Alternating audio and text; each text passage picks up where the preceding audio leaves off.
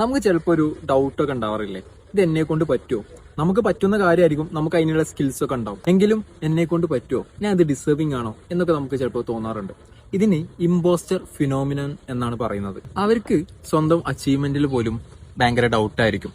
അവർക്ക് കിട്ടിയുള്ള പൊസിഷൻസ് ഒക്കെ ഉണ്ടാവില്ല, അവർ വർക്ക് ചെയ്യുന്ന സ്ഥാപനത്തിലുള്ള അവർക്ക് കിട്ടിയുള്ള പൊസിഷൻസ് ഒക്കെ, അതൊന്നും അവർ ഒട്ടും ഡിസേർവിംഗ് അല്ല എന്നൊക്കെ ആയിരിക്കും അവർ തോന്നുന്നുണ്ടാവുക.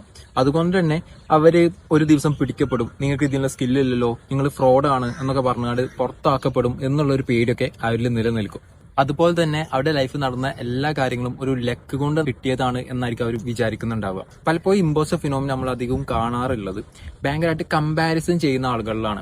കൂടെ വർക്ക് ചെയ്യുന്ന ആൾക്കാരുമായിട്ട് അവർ ചിലപ്പോൾ വേറെ ഏതെങ്കിലും ഒരു ഏരിയയിലായിരിക്കും നന്നായിട്ട് സ്കിൽഫുൾ ആയിട്ടുള്ളത്. ചിലപ്പം അവരുടെ അത് കണ്ടിട്ടൊക്കെ ആയിരിക്കും കമ്പാരിസൺ ചെയ്തുകൊണ്ട് ഞാൻ അത്ര ബെറ്റർ അല്ല എന്നൊക്കെ തോന്നിയിട്ടൊക്കെ ആയിരിക്കും അവർ ഇത്തരത്തിലുള്ള ഒരു സെൽഫ് ഡൗട്ടിലേക്ക് പോയിട്ടുണ്ടാവുക.